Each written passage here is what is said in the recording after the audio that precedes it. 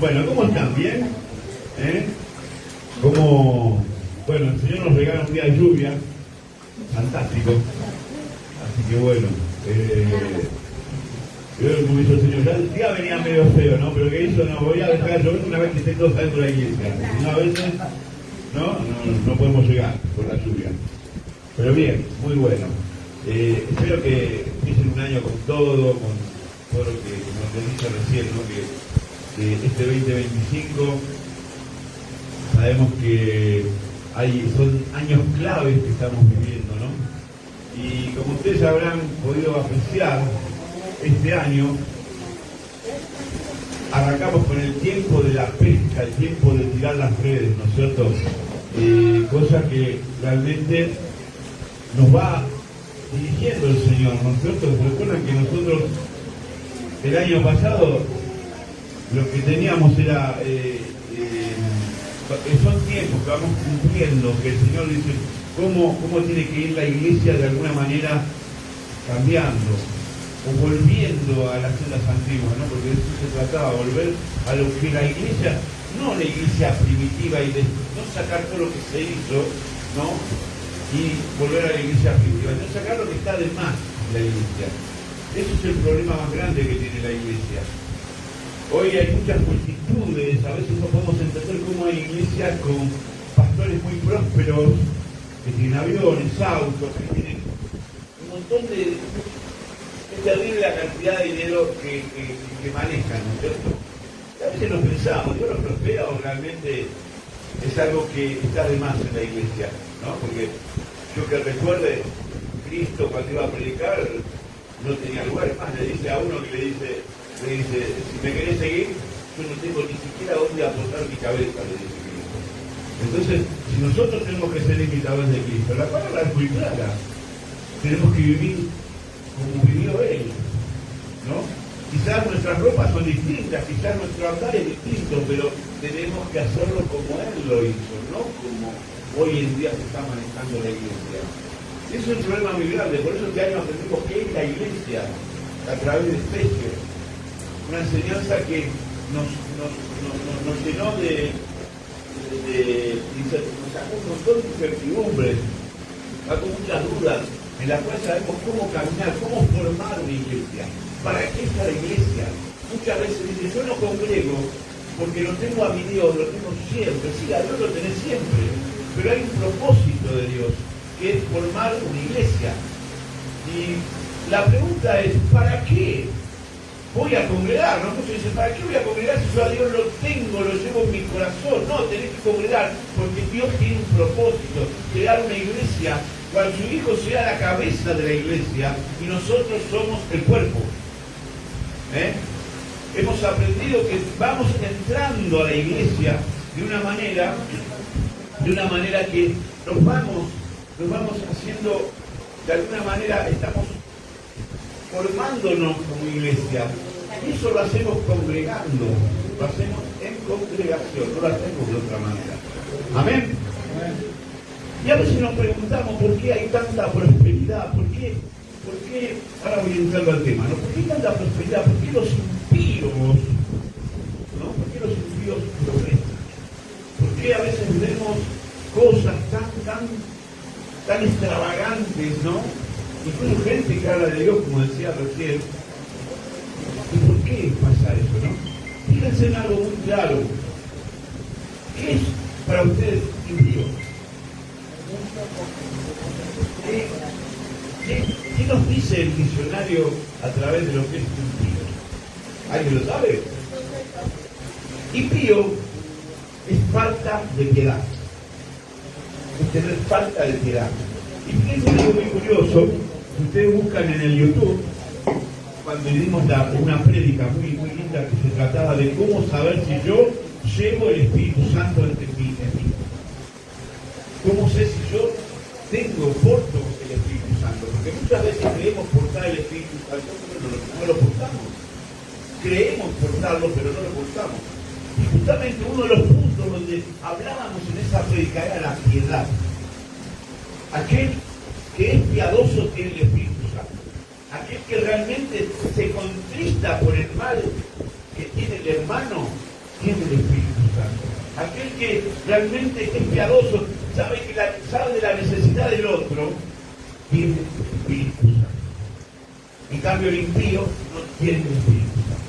El impío se llena de maldad e iniquidad. ¿Me entiende? Ahora vamos a la palabra concretamente. Vamos a Jeremías 12:1. Jeremías 12:1. Lo buscan. Digan amén.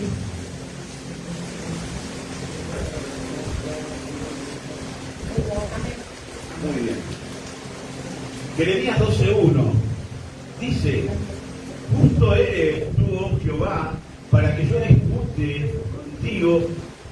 Sin embargo, alegaré mi causa ante ti. Porque es prosperado el camino de los impíos y tienen bien todos los que se portan deslealmente. Los plantaste y echaron raíces, crecieron y dieron fruto. Cercano están tú en sus bocas, pero lejos de sus corazones. Amén. Padre, te damos gracias por esta palabra, por permitirnos, Señor, que tú nos hables en este día, para que no caminemos con dudas, para que no vayamos, Señor, en este camino, dudando cada tiempo, cada momento, el porqué de cada cosa y de cada situación, Señor. Te pedimos en esta hora que haya un espíritu de discernimiento, Señor, un espíritu que no sea de distracción, Señor, en el nombre poderoso de Cristo Jesús. Amén y amén. Bueno, muchas veces nos preguntamos, mirá mi vecino, ¿no? Mirá la camioneta que se compró. Y yo voy a la iglesia y tengo que venir en bicicleta. O mirá la casa que tiene y yo vivo mal, vivo en medio del barro. Y mira, y siempre nos ponemos a mirar a los costados y nos ponemos a pensar, pero ¿por qué prospera? ¿Por qué si yo vengo a la iglesia? ¿Por qué si yo alabo a mi Dios? ¿Por qué yo, si tengo tantas cosas que me ofrece el Señor, por qué tengo que pasar circunstancias tan problemáticas en mi vida? ¿No nos preguntamos eso alguna vez? Nos preguntamos, ¿por qué? ¿Por qué está tan duro mi camino? Si yo, Señor, vengo a tu casa, vengo a alabarte, vengo a adorar, ¿por qué me pasa esto? ¿Por qué tengo problemas en mi familia? ¿Por qué tengo problemas en el trabajo? ¿Por qué, Señor, yo vengo todos los domingos, vengo todos los cultos, vengo a los estudios, estoy aprendiendo de ti, me estoy formando, me he bautizado, soy leal a ti? Y sin embargo, vivo situaciones que otros no las viven. Y siempre lo que yo digo, ¿no? Hay algo muy fundamental. Hay algo que no se puede comprar. Hay algo que no se puede adquirir con moneda corriente, que no se puede adquirir con todos los tesoros del mundo, que es la gracia. Por eso es gratis. Por eso la gracia es gratis, porque no se puede comprar. No hay dinero, no hay nada que se pueda comprar. Pero fíjense cómo la adquirimos la gracia. A través de honrar lo que el Padre nos brinda, nos da en nuestra vida. Honrar lo que Él derrama en nuestros corazones. Honrar todo lo que Él trae. Sus promesas. Honrar lo eterno. Para muchos la palabra eternidad es una palabra inexplicable, una palabra de cómo será. ¿Por qué? Porque estamos viviendo en una línea de tiempo que Dios nos puso, ¿no? El hombre los plantó en el huerto de Edén y en esa línea de tiempo vive una vida y así van pasando los años, los siglos y los milenios, ¿no? Y planta al hombre en este lugar, pero sin embargo nosotros no tenemos noción de lo que es lo eterno, no tenemos noción de los tiempos, no tenemos noción realmente qué es la eternidad, pero sabemos que es algo que nos tiene, ¿no? Si nosotros de alguna manera lo queremos deducir de esa manera, sabemos que la eternidad es algo que no tiene principio ni tiene fin. ¿Cómo será? Bueno, Dios nos revelará en su momento, Dios nos dará, pero dentro de esa eternidad hay muchas bendiciones que el Señor nos da, bendiciones celestiales, nos da vida eterna a través de su Hijo, nos da un montón de cosas que nos muestran a veces ir en el camino del Señor. Nos cuesta a veces saber que la gracia es gratis, y sin embargo nos cuesta más. Sería más fácil para el hombre sacar tanto dinero del bolsillo si te pago la gracia. Sería lo más simple. Pero es algo gratis que nos cuesta. ¿Qué es lo que nos cuesta? Y nos cuesta transitar este camino, porque si todas estas bendiciones eternas las queremos, son eternas. En cambio, todo lo que poseemos en la tierra tiene fecha de vencimiento. Con eso. Amén. No nos llevamos nada acá. Empiecen a pensar que nada nos llevamos de este mundo. Todo lo que tenemos, todas las obras que hemos hecho en la tierra, serán quemadas, serán destruidas. No nos sirve. Es temporal. Entonces, lo temporal es lo contrario a lo eterno, a lo que estamos hablando. Entonces, de alguna manera, tenemos que empezar a pensar qué es lo que está en juego en nuestras vidas, ¿no? Muchas veces dicen, no, pero a veces la iglesia es muy radical. Cristo es radical. Cristo te decía de una manera, esto es así, pero tiene que hacer así. O sea que cuando alguien está digamos, firme en lo que dice, es un radicalismo, ¿no? No hablo de política. Eso es radical, ¿no es cierto? Y lógicamente la palabra no radical dice, vos vas a tener vida eterna, vas a tener todas las bendiciones celestiales, pero hay un pero, debemos someternos a Dios. Y someter a Dios es pertenecer a la iglesia, como hemos aprendido, ¿no es cierto? Dice que, fíjense, ¿no? Ahora lo que le pasa a esto, ¿no? Jeremías, ¿no? Jeremías 12:10 dice, nos saltamos unos versículos, dice, muchos pastores han destruido mi viña, hollaron mi heredad, convirtieron en desierto y soledad mi heredad preciosa. ¿Cuál es la heredad en estos días? Dios al pueblo de Israel le dio una herencia, una tierra, era la tierra prometida, que era Canaán, ¿no es cierto?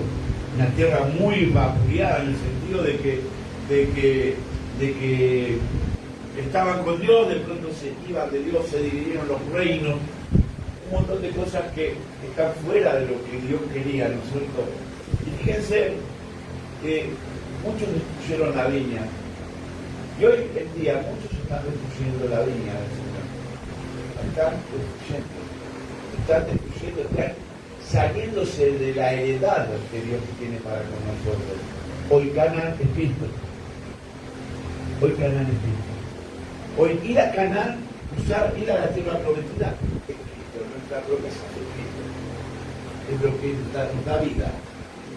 Entonces fíjense que claro, que profético, ¿no? Porque si bien muchas cosas se hablan en el Viejo Testamento, se habla para el pueblo de Israel, también aparece Cristo en el Viejo Testamento. Y justamente, como dice Cristo en Mateo, todas las escrituras hablan de mí. Todas. Viejo Testamento. No podemos ir al Viejo Testamento a buscar una historia, a ver cómo. No, tenemos que encontrar a Cristo en el proceso. Y si nos ponemos a escudriñar las escrituras como corresponde, lo vamos a ver a Cristo en todo el Viejo Testamento. Amén. ¿Lo hemos visto o no? Amén. Lo hemos estudiado. Jeremías 12:14, nos saltamos 2 versículos más. Y fíjense, ¿no? Jeremías le pregunta al Señor, ¿por qué? ¿Por qué aquellos que no te honran, por qué aquellos que son desleales a ti prosperan, ¿no? Y en el versículo 12:14 dice, así dijo Jehová, contra todos mis malos vecinos que tocan la heredad que hice poseer a mi pueblo Israel, he aquí que yo los arrancaré de su tierra y arrancaré de un medio de ellos a la casa de Judá. Después que los haya arrancado, volveré y tendré misericordia de ellos y los haré volver cada uno a su heredad y a cada cual a su tierra. Fíjense, le están hablando contra un pueblo que es inicuo, que es impío, ¿no es cierto? Que no obedece a las leyes del Señor, ¿no es cierto? Y cuando dice, tendré misericordia, ¿dónde creen ustedes el Señor tuvo misericordia? Enviando a su Hijo. Volveré, dice el Señor, volveré y tendré misericordia de ellos. De vos. Gloria a Dios. Misericordia de cada uno. ¿Cómo? Te daré la gracia. Te daré la gracia. Que no la vas a pagar, que la vas a tener que adquirir tranquilamente, pero sometiéndote al Señor. Dándole todas las ser parte del Señor. Salmo 73:3. Salmo 73:3. David fue una persona perseguida por muchísimos años, incluso por un ungido del Señor, que era Saúl, ¿no es cierto? Y sin embargo, él tuvo un respeto muy grande, más allá de que Saúl lo quería matar, ¿no es cierto? Dice, David él decía, él se refería al ungido. Él no es que iba contra Saúl. No quería ir contra Saúl, no quería ir contra el ungido de Dios. Ese era el respeto que tenía David al Señor, ¿no? Dice el Salmo 73:3, porque tuve envidia de los arrogantes, viendo la prosperidad de los impíos, nuevamente, ¿no? Dice el Salmo 73:12, pasamos al versículo 12, he aquí, estos impíos sin ser turbados del mundo alcanzaron riquezas. Es la pregunta que vos te haces, ¿no es cierto? ¿Por qué si yo soy una persona que adoro a Dios, estoy dentro de su camino, ¿no? ¿Por qué yo no prospero? Y el impío prospera, ¿no es cierto? En el Salmo 73:25, ¿a quién tengo yo en los cielos sino a ti? Y fuera de ti, si te tengo a ti, lo tengo todo, eres mi tesoro, fuera de ti, nada deseo, en la tierra. Amén. Gloria a Dios. Fíjense, ¿no? Qué hermoso, ¿no? Dice, vamos de vuelta, a quien tengo yo en los cielos sino a ti. Y dice, y fuera de ti nada deseo, en la tierra, mi carne, mi corazón desfallece. Mas la roca, Cristo, de mi corazón y mi porción es Dios. ¿Recuerdan quién es Manuel? ¿Quién es Manuel? ¿Recuerdan quién es Manuel? ¿Alguien? El Señor. Dios con nosotros. Entonces, fíjense cómo se cumplen las escrituras, ¿no? Más la roca de mi corazón, más Cristo de mi corazón, y mi porción es Dios para siempre, porque he aquí los que se alejan de ti perecerán. Ahí está lo que le pasa a los que prosperan, ¿no? A los que se alejan del Señor, ¿no? Claro que es la Biblia, ¿no? Dice, pero en cuanto a mí, el acercarme a Dios es el bien. He puesto en Jehová el Señor mi esperanza, he puesto mi esperanza en Cristo Jesús, para contar todas tus obras. Recuerden que todos recuerdan cuando en Efesios estudiamos no somos salvos por obras sino por gracia, ¿no es cierto? Pero hay unas obras en las cuales tenemos que estar, que son las obras que el Señor tenía programadas de antemano. ¿Amén?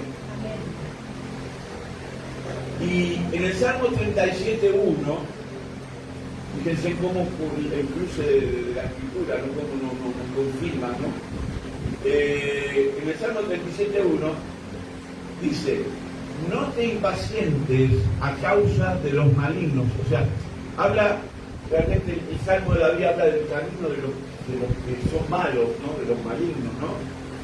Dice, no te impacientes a causa de los malignos, ni tengas envidia de los que hacen que la iniquidad es aquel que está lleno de maldad, injusticia y maldad. Porque como hierba serán prontos cortados, y como la hierba verde se secarán. ¿A qué les recuerda esto? ¿A qué les recuerda esto? Vamos a buscar a Cristo en el Nuevo Testamento, ¿no? ¿A qué les recuerda esto? A la parábola del trigo y la cizaña. ¿Se entiende? Porque como hierba serán pronto cortados. Confía en Jehová y haz el bien, y habitarás en la tierra y te apacentarás de la verdad. Deleítate a sí mismo en Jehová. Todos conocen este versículo, ¿no? Por favor, todos conocen este versículo, ¿no? Estén atentos, por favor. Después hablan, no se va a poner. Vale, un tiempo para Pasa que es de Holanda. Está bien, ya enseguida. Y más o menos me están preguntando. Ya ahora vamos a este cachito, así ya no. Hablarán, dice, confía en Jehová y haz el bien, y habitarás en la tierra y te apacentarás de la verdad. Deleítate a sí mismo en Jehová, y Él te concederá las peticiones de tu corazón. Encomienda a Jehová tu camino y confía en Él y hará. Ahora, algo muy curioso, ¿no? Cuando ustedes piensan que Él te concederá las peticiones de tu corazón, ¿qué hay en tus pensamientos? David. David. ¿Qué hay en sus pensamientos? Sí, David está hablando a través, porque también profetizaba mucho David. Tremendo la cantidad de profecías que David tiene, ¿no? Incluso tiene la profecía de la crucifixión, ¿no es cierto? Entonces, dice, Él te concederá las peticiones de tu corazón. ¿Sabes que muchas veces yo he escuchado este versículo como que habla de prosperidad? Si nosotros pedimos, oramos, Señor, yo quiero un trabajo, quiero que me aumenten el sueldo, quiero que me den esto, quiero una casa, quiero una moto, quiero un auto, quiero, etcétera. Pensamos que esas son las peticiones de nuestro corazón. Y es verdad. Tenemos deseos del corazón. A mí me gusta el deseo de este hombre que dijo, yo quiero salud para poder disfrutarte. Yo prefiero eso, ¿no? Está bien. Ahora, lógicamente, está bien. Dice, Él te concederá las peticiones de tu corazón, lo que hay en tu corazón. Hay otro versículo muy parecido. Él te concederá las cosas las peticiones de tu corazón, lo que tú deseas, lo que tú quieres, ¿no? Pero claro, nosotros no leemos a veces lo que hay arriba y lo que hay abajo, ¿no? Leemos, sí, Él te concederá las peticiones del corazón. Sí, porque tu palabra dice que vos concederás, Señor, las peticiones de nuestros corazones, ¿no? Por eso que estás orando. Y de pronto, fíjate que nadie considera lo que está diciendo, deleítate a sí mismo en Jehová. Y o sea, deleitarse. ¿Qué quiere decir deleitarse? Deleitarse en todo, es poder escudriñar su palabra, es poder amar a Dios, amar a Cristo, ¿no? Se trata de eso. Y fíjense lo que dice abajo, dice, encomienda tu camino, encomienda a Jehová tu camino, y confía en Él, y Él hará. O sea que primero nuestra confianza tiene que estar en el Señor, tiene que estar totalmente puesta en el Señor. No podemos primero tener nuestros deseos como primera instancia. La palabra es muy clara, dice, pon el reino de Dios y su justicia, y el resto vendrá por añadidura. Y sin embargo, incluso se ve que el versículo está hablando de las necesidades básicas. Todos dicen ese versículo, pero no leen arriba lo que dice. Y ahí está el problema. Siempre, yo les recomiendo incluso Jeremías 12, léanlo todo. Léanlo todo porque ¿por qué Jeremías le pregunta al Señor? Le dice, ¿por qué los impíos, aquellos que te deshonran, no están contigo, no hacen lo que quieren, prosperan? Y después, ahí el Señor le responde de una manera tremenda. Léanlo todo. No es muy extenso, pero es muy didáctico para que puedan para que puedan sacarse las dudas de la prosperidad. Dice, entonces dijimos en el versículo 5, encomienda a Jehová tu camino y confía en él y él hará. En el 32:7, ya nos vamos al versículo 7, dice, guarda silencio ante Jehová y espera en él. No te alteres con motivo del que prospera en su camino, por el hombre que hace maldades. Amén. Fíjense que muchas veces, y es lo que hablamos recién, uno empieza a decir, no, pero mirá, ves cómo este prospera, ¿no? Y uno se pone impaciente y hasta a veces agarra cierta envidia, y eso, la envidia sabemos que no es de Dios, ¿no? Fíjense que es tremendo, ¿no? Que el Señor dice que espera, estemos en espera, ¿no? Dice, vamos de vuelta, guarda silencio ante Jehová y espera en él, no te alteres con motivo del que prospera, ¿no? En su camino, por el hombre que hace maldad. Dice el versículo 8, deja la ira y desecha el enojo.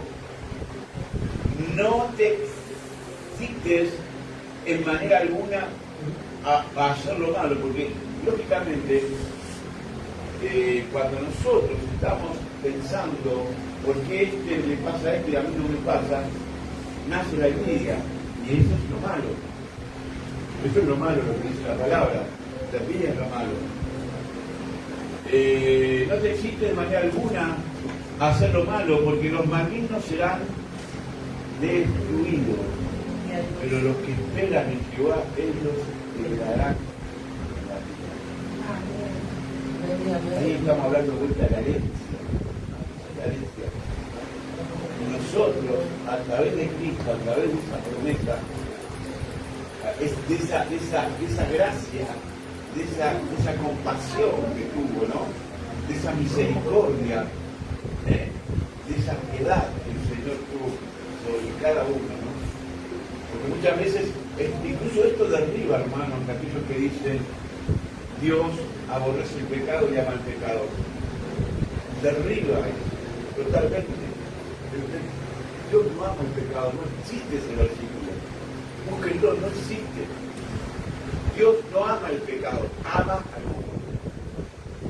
¿Qué es el mundo? La creación. ¿Qué somos nosotros? Creación de Dios. Ahí está.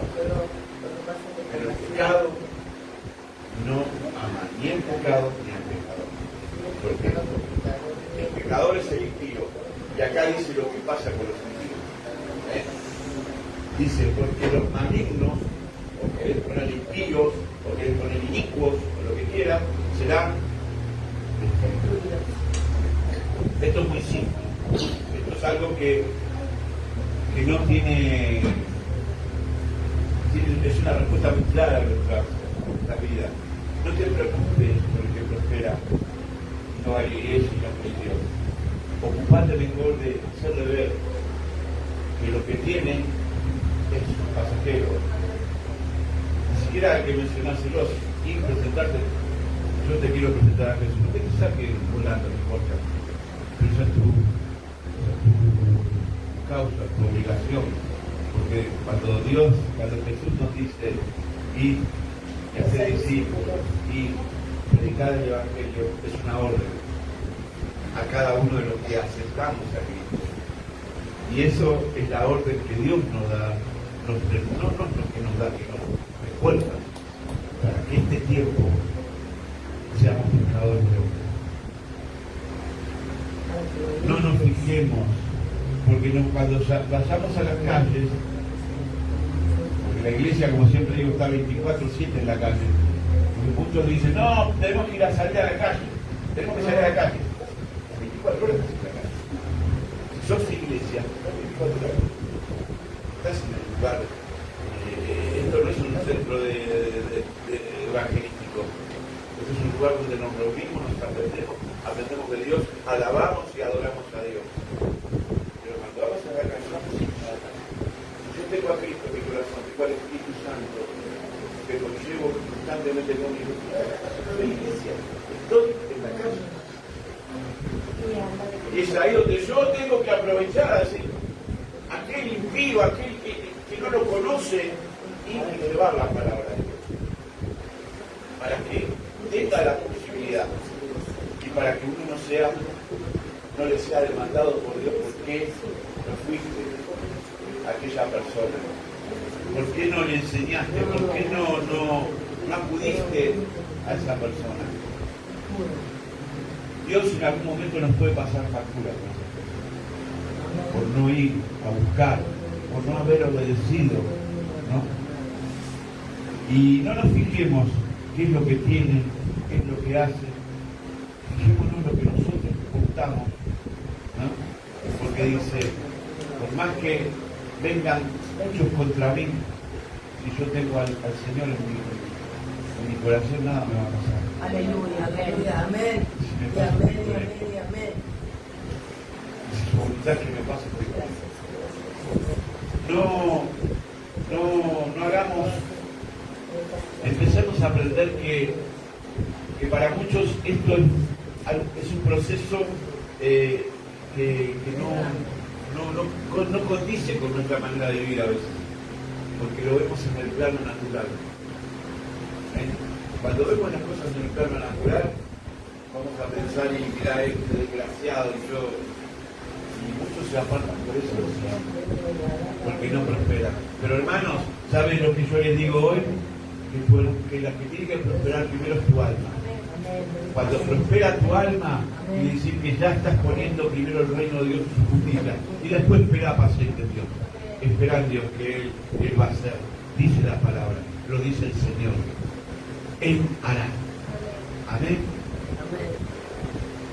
Esto yo le quería entregar y por supuesto que habíamos hablado en el vivo, ya nos vamos preparando para la Santa Cena, habíamos hablado de que debíamos echar las redes a la derecha. ¿Recuerdan? Echar las redes a la derecha. Fíjense, podría tirar a cualquier lado que el milagro va a estar ahí. Mi milagro lo voy a hacer ahí. En cualquier lugar donde vos tienes las redes. Sin embargo, la red a la derecha significa todo lo bueno de Cristo. La forma correcta. ¿A dónde tenemos que tirar las redes? Quizás en la izquierda tenemos todo lo malo, en la derecha tenemos lo que Cristo está hablando. Tirar las redes a la derecha es tirar las redes donde está Cristo, donde Él va a producir tu milagro, donde Él va a producir todo lo que vos estás, todos los